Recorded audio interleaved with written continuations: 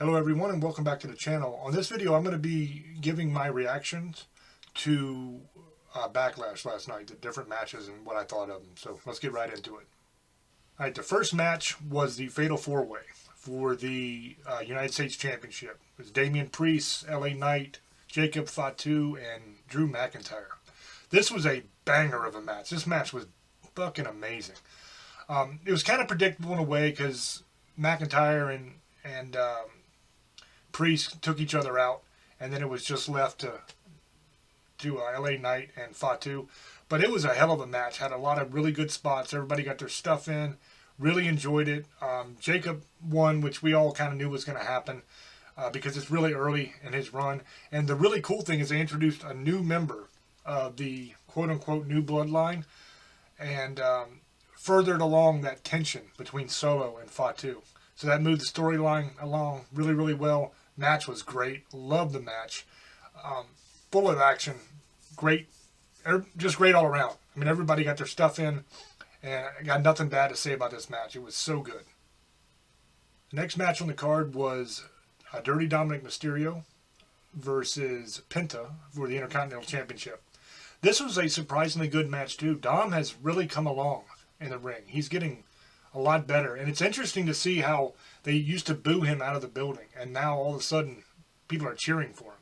You know, I always thought he was great. I always thought he had a really cool character, and that his reaction was good from the audience. You know, it's cool to have people that you can boo like that. But he's just so damn lovable, you know, with his chicken tenders and all that kind of stuff, that you can't help but cheer for him sometimes. So this was a good match. It looked like Penta got hurt early. Probably when Dom threw him into the steps, hit his hip or his leg, because he came down on the corner of those steps really strange. I remember when I was watching it, I was like, oh shit, he might be hurt. You know, and he didn't move right after that. But he still got his spots in, not as death-defying and high-flying as he probably would have usually been, but still pretty good, you know. Dom did really, really well, and I like the fact that at the finish that Finn took the time to go get the chair and screwed that up. That kind of progresses that storyline between Dom and Finn, which I think is going to happen. I think Finn's going to end up either leaving the Judgment Day or being kicked out. Most likely leaving. I think it's going to be kind of an opposite of what they did with Edge, to where he's going to attack Dominic out of jealousy. I see that coming. And they kind of furthered that along a little bit tonight by him screwing up.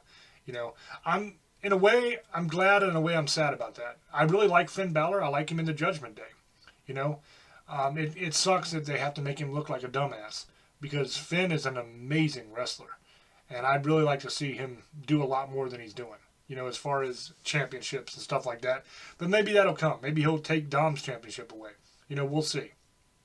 The next match is the Women's Intercontinental Championship. This is Lyra Valkyria versus the man, Becky Lynch. Another great match. I'm a huge Becky Lynch fan anyway. Love Becky Lynch. Everything she does. Big time Becks. All of it. It's awesome. Big Lyra Valkyria fan now too. I mean, she's a hell of a worker. She's beautiful and she does a damn good job. The only criticism I would have for this match isn't really that much of a criticism. She kicked out of way too many of Becky's finishes. Way too many manhandle slams. Have her do one, maybe two, but 3 or 4, I mean, come on, man. You know, that's a little bit much. That's making Becky look weak. I understand trying to make Lyra look strong. Having her kick out of the manhandle slam makes her look strong. But doing it 3 or 4 times makes Becky look weak and old. You know, that's the only criticism I would have. Other than that, great match. Not even mad about how it went, even though I'm a huge Becky Lynch fan, and I would have loved to have seen her win that championship, one that she doesn't have yet, to add to her collection. That'd be great. And I think at some point that'll probably happen. But this is important to build Lyra up, because Lyra is an amazing worker, and she's going to be a star, a big star, like a mega star, like Becky Lynch is someday.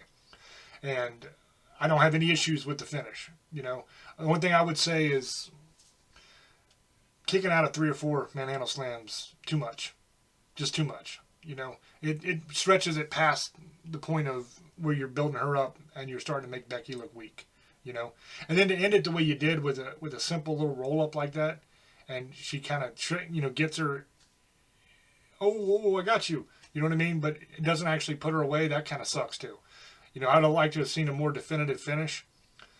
I thought it would have been cool if maybe Becky would have tried to cheat and got caught by the ref. Because, you know, when she grabbed the chair and she was coming in and the ref stopped her and she used that to take the turnbuckle thing off, maybe actually hit her into the turnbuckle ring or something like that and have the ref see you do it, have the ref turn around and catch you, and then disqualify Becky.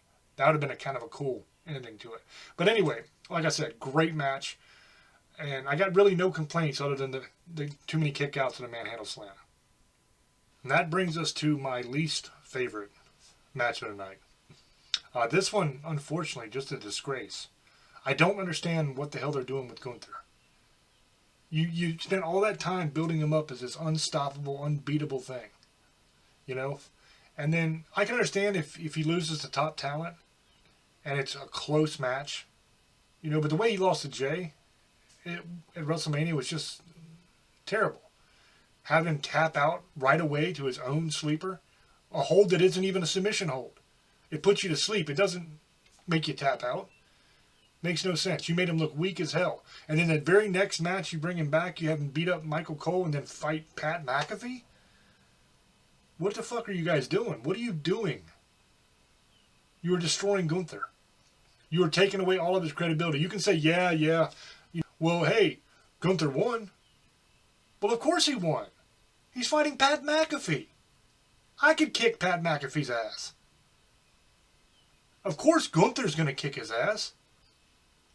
Yes, Pat McAfee was a quote-unquote professional athlete, and I'm not taking anything away from him. He's a skilled punter, but he's a punter. It ain't like he's a lineman. It ain't like he's a defensive end. He's a punter. You know the little pipsqueaks that you used to knock over all the time in high school? What are you guys doing, man? And once again, no disrespect to Pat McAfee. Love that guy. I really enjoy what he does. I enjoy his show. I enjoy his commentary. Not trying to insult the man. You know, I think it takes a hell of a lot of balls for him just to get in the ring. And I know this isn't a shoot. I know this is a work, but still. It's dangerous in there, man. Taking those kind of bumps, I mean, you could really get hurt. And big props to Pat McAfee for doing that. This isn't a video where I'm trying to bash that man. But what I'm saying, I'm bashing WWE here. What are you guys doing? You're destroying Gunther. You built up this monster heel, man. You built up this guy who's untouchable. And like I said, you want him to lose to like Cody Rhodes, right at Crown Jewel, and it's a close match? Cool. You know, even though I don't agree with that, because Cody Rhodes ain't shit. He's not anywhere near the wrestler Gunther is. But I understand that's your poster boy. If you had to do it, you had to do it. But making him lose in such a horrible fashion to Jay and to Sammy, come on, man. You're just destroying the man's credibility. And then you bring him back, the very first thing you do is put him in with a program with Michael Cole and Pat McAfee, an announcer team. You don't even put him in against a credible wrestler. You should have put him in against a monster. Somebody like a Fatu or somebody like that who's destroying everything to get his credibility back. Or at least somebody who can afford to take a loss, who is an actual credible wrestler. But instead you do this, and I don't know what you're doing. I don't know what your plans are for Gunther, but as somebody who's a fan of Gunther, who respects the kind of wrestling he does and how good he was, it sickens me to see this, man. This is the only match on this entire card that I would have liked to thrown out and replaced with something else. Why didn't we have an Io Sky match on this pay-per-view instead of this garbage? Io Sky's amazing. That would have been a very entertaining match instead of this. I mean, you could have put a tag team match. You could have put the Street Profits, right, versus Faction that you did on SmackDown. You could have had that on the pay-per-view instead. That was a hell of a match. I mean, I don't get it. I don't get it. I don't understand what you're doing. But I'm along for the ride. Let's see what happens. But this is my least favorite match of the night. This is a crappy match. And don't get me wrong, both performers did well. I'm not saying there was a lot of botches or they sucked. It was an entertaining enough match, but I just don't understand why you're doing this to Gunther. That's why I would downvote this match. That brings us to the main event of the night. Randy Orton versus John Cena. Now this match I expected to be slow. I expected there to be a lot of breaks because Cena is probably not in very good ring shape. I expected it to kind of honestly be a snooze fest with a kind of a cheat ending, because there's no way they're putting Cena over Orton clean. And there's no way that Orton is beating Cena and taking the title yet. Okay, that's going to happen much later, probably at John Cena's last actual match, or close to it. He'll actually lose the title, because the whole point here is that he's taking that belt home with him. He's going to be the last real champion. So if this early into the run you take the belt off of him, then there's no drama anymore. So it's obvious that he was going to win. I don't think they'd put him over clean, because that hurts Randy too bad. So I knew there was going to be some shenanigans, okay? What I did not expect was how damn good this match actually was going to be. I mean, this was not a bad match at all. Cena looked great. You know, a lot of false finishes, a lot of kickouts, that kind of thing, which I'm not a huge fan of over and over and over again. It's okay once or twice for like dramatic effect, but every 2 seconds to do it. I thought the throwing him off the ropes, catching him into the sleeper thing was kind of hokey, but fun. Overall, I really enjoyed the match. Predictable, you know. You got knocking the referee down. Oh no, let's get another referee in here. Oh, let's knock that one down too. I mean, that's predictable stuff. I enjoyed the stuff when everybody rushes in to help the ref and Orton is just RKOing everything in sight. That was pretty awesome. Overall, I actually enjoyed this match a great deal. I thought it was pretty damn good. You know, and I'm 2 thumbs up. I'm pleased. I can't believe that they put on a match this good. Not an instant classic. I mean, it's not Stone Cold versus Bret Hart, you know, but it was a good match. I enjoyed it. I wasn't disappointed at all. I knew the finish was going to be dirty, so that didn't even bother me all that much. It wasn't like I was like, oh, that's crazy. They cheated Orton. You know what I mean? I knew what was coming, but I was able to enjoy the ride because it was very, very well done. And I enjoyed R-Truth. I always enjoy R-Truth. R-Truth is like the low-key MVP of any show he's on. And that dude brings the laughs. He is just awesome. I hope he never stops doing it. I love that guy so much. And he even made an appearance at the press conference after, where he come and talked to John Cena, and John Cena put him to the table with an FU, or an attitude adjustment. We got to change the name of it because that's what they did. But yeah, I enjoyed it. I thought it was good. Overall, for the pay-per-view, it gets 4 out of 5 stars from me. The only reason it doesn't get 5 stars is the Gunther McAfee match. Not that that wasn't a good match, but it made Gunther look weak again. Because you got Pat McAfee, who is holding his own against Gunther in points. And that's just ridiculous. You know, that's the only problem I have with this pay-per-view. Other than that, I think this pay-per-view was great. And I'm very happy to see that, because WWE has been putting on some stinkers lately. You know, they've been dropping the ball a lot. And to see them come out and put on this show was pretty good. The only other complaint I would have about this show is, to me, it was a little short.